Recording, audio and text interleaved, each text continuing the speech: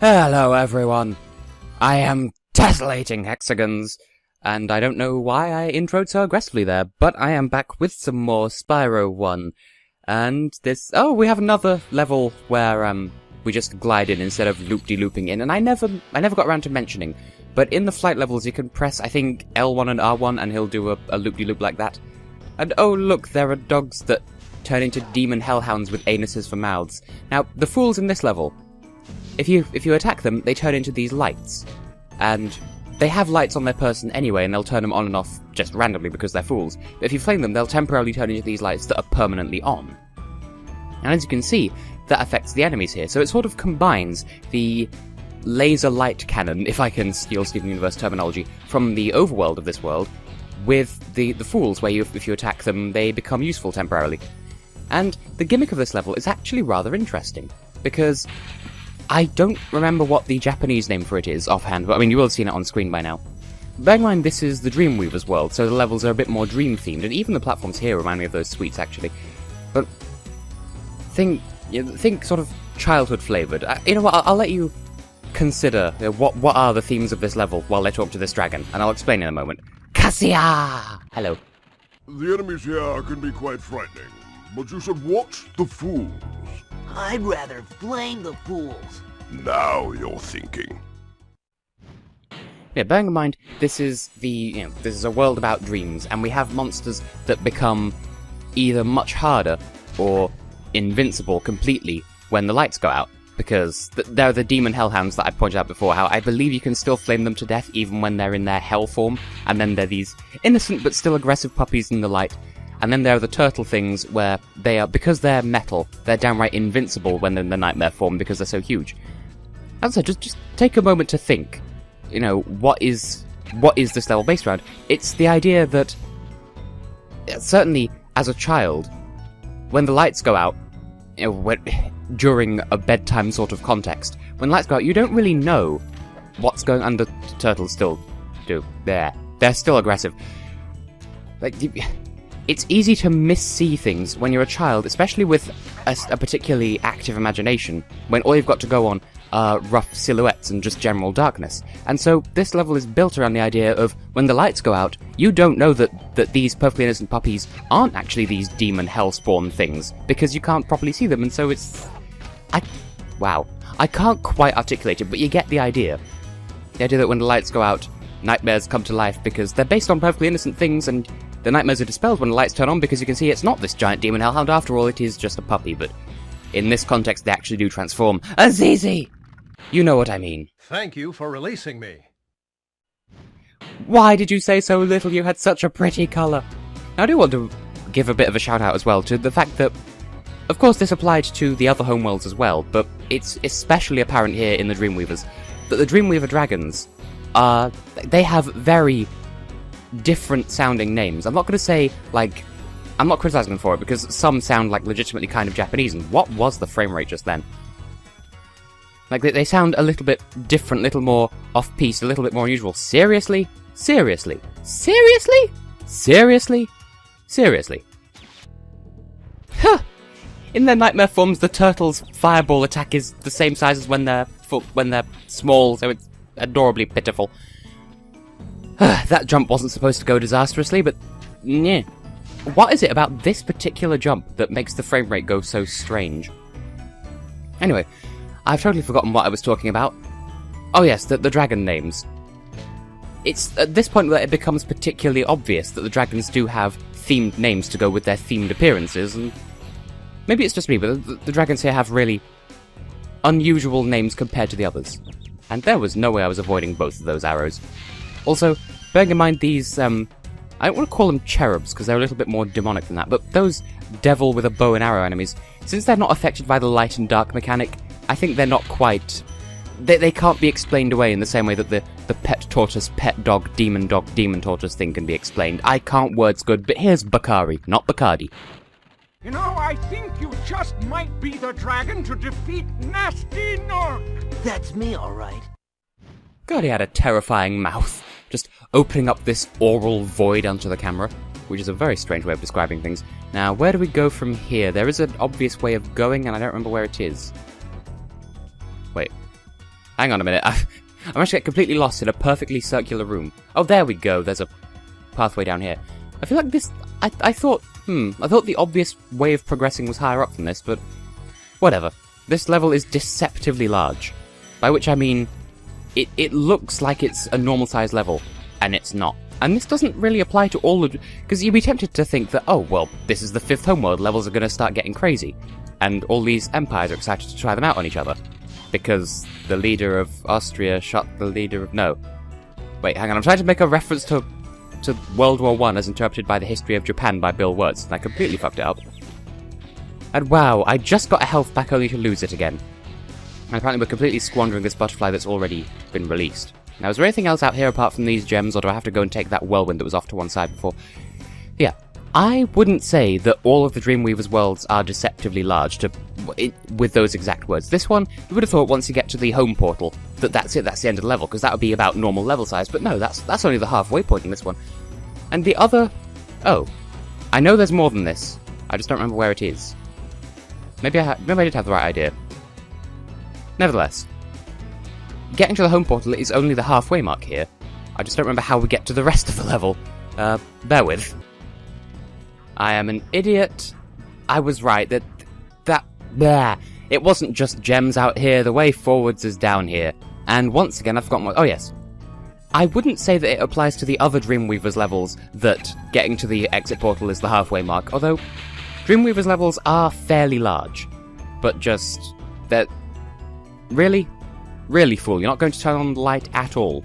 Well, fuck you, I'll do it myself. I think this is the only one where you have to... like, where it's mandatory that you have to flame the fool in order to turn on the lights. Nyeh. And it wasn't Snoop Dogg, was it, that did that Turn All the Lights On song? I know it was someone. And... no shit, it's a thing that exists. I know someone must have made it. I don't remember. I know it's an artist that I wouldn't normally listen to, but I don't remember who it was. And I feel like it is someone unexpected like Snoop Dogg, but... I don't know, it's a surprisingly good song, but not... like, it's not one of my all-time favourites, but it's decent. It's a decent song. I'll have to look it up and put it on screen. Maybe it was P. Diddy. I don't know, is he even relevant anymore? I honestly don't know, I'm not down with the American music culture. This is actually a very strange topic of conversation to be on. And I kind of don't want to take every single... well, I suppose this is a strange bit of gaming psychology. I'm on... like I'm 1 hit point away from being maximum, like maxed out. And there's a thing here that will restore no more and no fewer than 1 hit point. But I don't want to claim it, just in case I lose another hit point, even though regaining my health will only regain my health by 1 hit point. I might as well have got that mushroom before taking on those enemies, because either, like, if I got hit by them, then I'd be down to blue health, and if I got hit by them, and I hadn't claimed the health, I'd be down to green, but then I'd get back up to blue, and I don't know, it's just strange psychology. I know what I mean. Here's another dragon to save me from my ramblings. Abara! Thanks, Spyro. I'd love to help you catch Nasty, but I'd really hate being trapped in Crystal again. Don't worry, the only one who's gonna be trapped is him. Another prettily coloured dragon there. Now, I feel like I should apologise, because this and the other 2 episodes I recorded today, so the 2 before, I feel like my commentary's kind of been a bit rambly and a bit not very good, but then again, I've had that concern with this series anyway, that I'm having too much fun playing the game, and so my commentary kind of dies.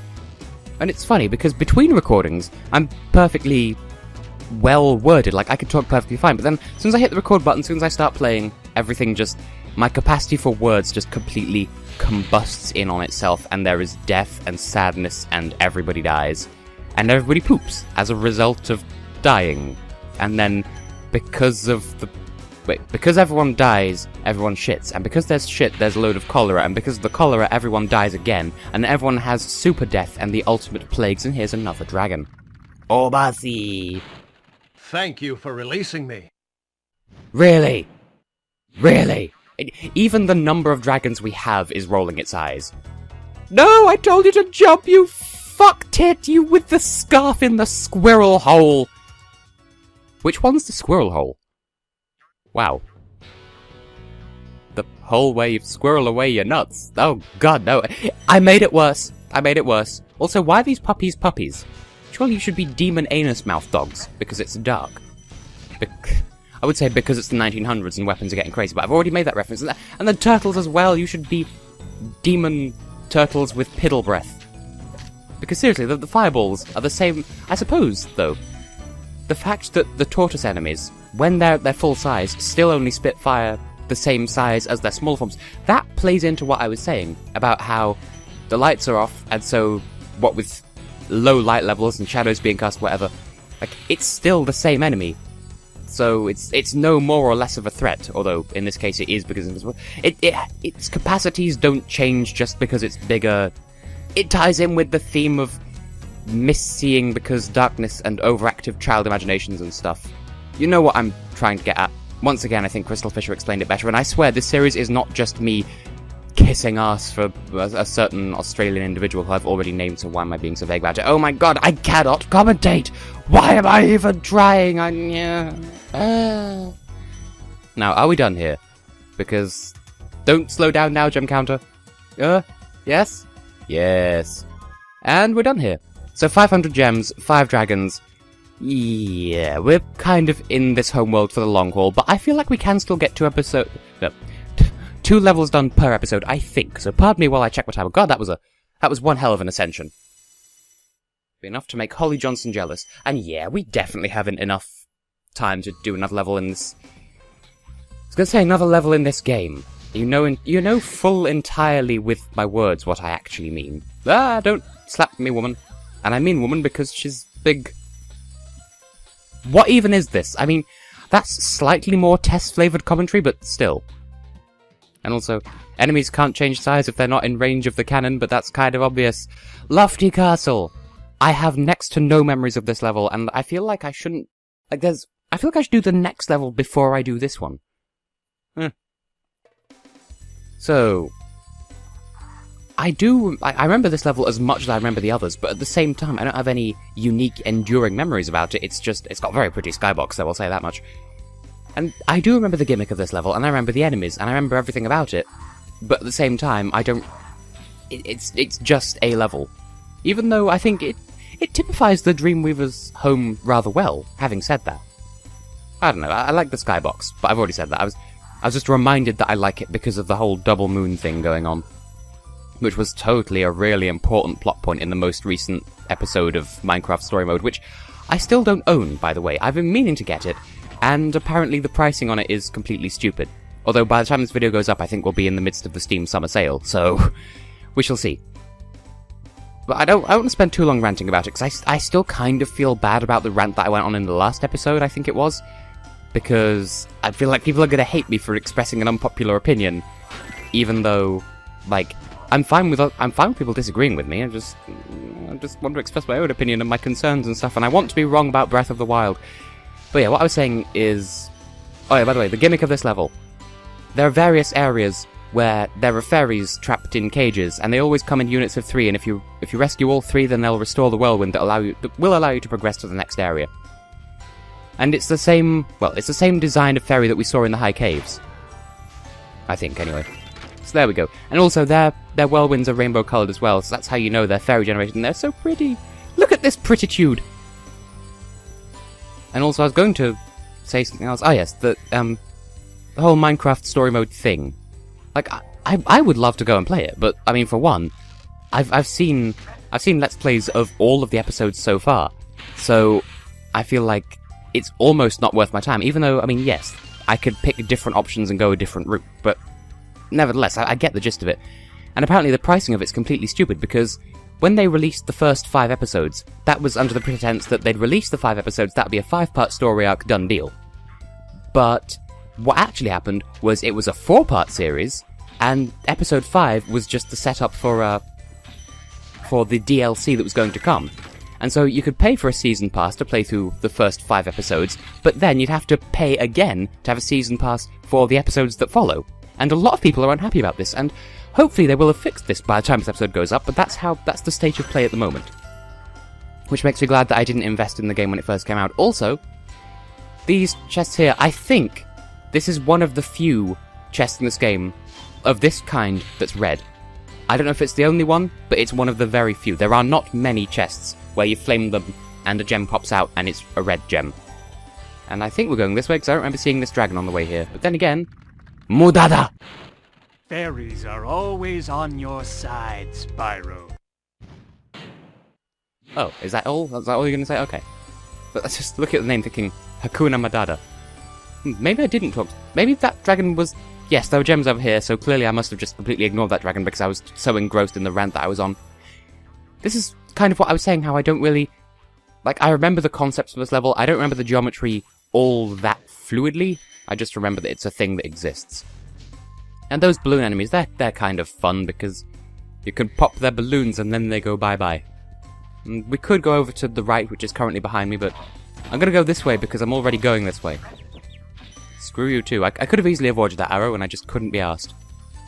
Now, having said all that I've said, I remember this interior bit rather well, but I want to see what's around here first, because... Oh, it's just a couple of gems in the life. Well, I'm glad I came up here then, because we're making progress and we're not going to come back here for a while.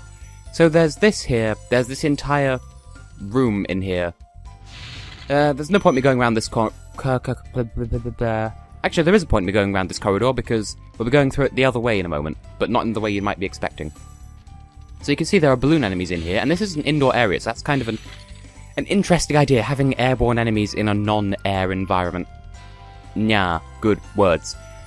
So there's a little whirlwind here and another whirlwind pad further around, and as you will have seen, there are fairies in here. There are also these balloon enemies, and we have to glide around the inside of this corridor, and I like this as a concept, because this is one of the bits about this level that I remember. And I'm surprised that I managed to get that, but I feel like I missed one of the balloon enemies, so I'm gonna do another pass just in case. Yeah, sure enough. There you go, you die now. And I believe that's everything that's in here. That's good, because I don't want to have to come back. So, there are 2 whirlwinds in this room, and I don't know, that pleases me for some reason. There's the key, and oh, good, we can actually go back to the chest. But no, wait, hang on. I need to do a bit of strategizing. Ah, Spyro, thanks. Supercharge will get you to new places here in Lofty Castle, too. See where it takes you. I'm just trying to think, is it worth my while to go back to the chest now? And I'm thinking probably, because this area is going to poop us out over in yonder distance, because look at this, supercharging shenanigans. I feel like you have to do some unexpected stuff with this one, like you have to go around this in both directions, like clockwise and anti-clockwise, but I don't remember. I remember there being fucky things with this level, but I don't remember what the fucky things entail.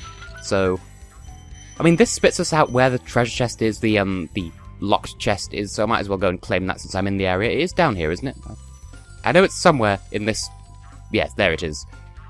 I'm so professional, and only slightly less rambly than earlier in this episode and the 2 episodes that came before it.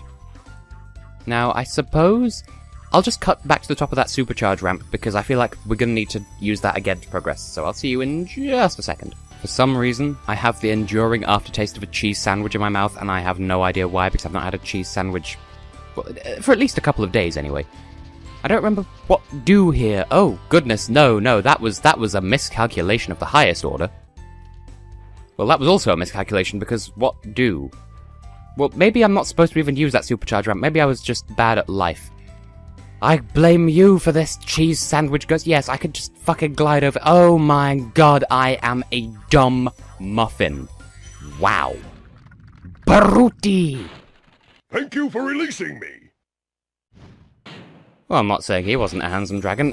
How convenient that we should have a particularly noteworthily handsome dragon as the 69th one we rescue. I mean, I'm not saying anything, but I feel like Super Alex 641 is quietly sniggering at my behaviour. And yes, that's a verb. No, it's not an offensive term. No need to be so prudish. Balloon. Now, there's something about the texture of those balloons, and I don't know what it is. It's just... End of sentence. Like, seriously, I don't know how to end that sentence. There's something that makes me want to react to the design of the balloons of these enemies, and I don't know what it is. There's just something about them. Like, does it look like a fruit, maybe? Or, like, skin? Or... I don't know. I feel like I should have something to say about them, and I don't. Yeah. Well, in any case, let's see where these fairies take us, because we're on exactly 300 gems, and we're still not done here, which is something of a surprise, but... Oh, there's this area. Now, this particular area actually reminds me of a very similar area, no shit, in the first homeworld of Spyro 2, which we'll see in due course, but, I don't know, I'm gonna leave it like a year before I come back to this series, just because I like leaving large gaps of time between when I do games of the same series so it doesn't get stale. Incidentally, I'm still salty that Touch Detective 3 hasn't been released in the West, because that was released in 2014 in Japan, and I want to finish the trilogy as Let's Plays go on this channel, and oh, that's a plug hole. Well, in Spyro 2, there's an area that looks like this, and there's gems in the lower area of it as well, because there is a lower area, and it's not just... Well, I would say a plug hole. It also looks like one of those charity coin things that they have in McDonald's. I don't know if they have that in America, but certainly here in the UK, in branches of McDonald's, I think Burger King as well, predominantly McDonald's, because there's a McDonald's charity.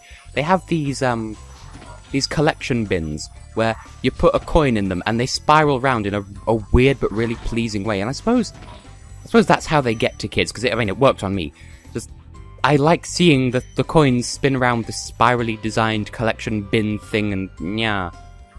I don't know, that's what that reminds me of, and if you know what I'm referring to, then good, I don't have to explain it in any more detail, but if you don't, then I don't know, I can't explain it in any more detail, because apparently I'm really good at writing words, but I'm really crap at saying words, because I'm just that sort of individual. And I suppose this backs up what I was saying about Dark Passage.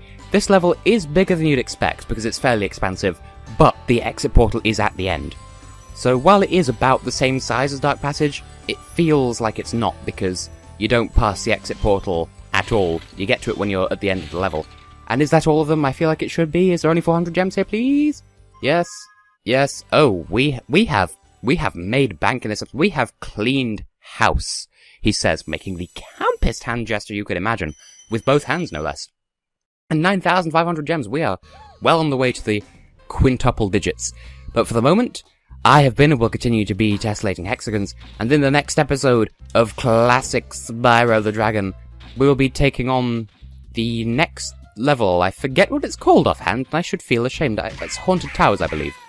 Also, while I'm on the way to that portal, I just want to say, I remember realizing as a child, and being slightly disappointed, sort of, that all the levels in this game have unique names, so even if it is, adjective noun, and that's the format for every level name, they all have unique names, apart from Dark Passage, where they already used the word dark to describe Dark Hollow, and I'm disappointed. That's just the sort of thing that child me picks up on. Anyway, yes, in the next episode, Haunted Towers. So, have been, will continue to be, Tessax, see you next time, have a nice life, and that's a fairly pretty skybox. Oh, for a fairly iconic level, but, well, you'll find that out in due course. See you then.